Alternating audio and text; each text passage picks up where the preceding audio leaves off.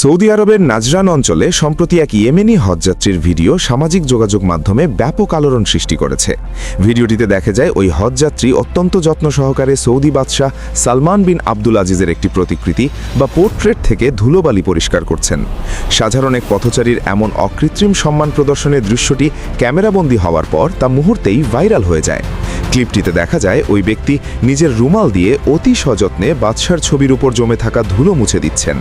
তার এই কাজের পেছনে কোনো প্রচারণার উদ্দেশ্য ছিল না, বরং এটি ছিল এক প্রকারের স্বতঃস্ফূর্ত ভালোবাসা ও শ্রদ্ধার বহিঃপ্রকাশ। ঘটনাটি সৌদি আরব সহ পুরো আরব বিশ্বের মানুষের হৃদয় জয় করে নিয়েছে। নেটিজেনরা মন্তব্য করেছেন, এই ইয়েমেন নাগরিক দুই দেশের ভ্রাতৃত্বের এক উজ্জ্বল দৃষ্টান্ত স্থাপন করেছেন।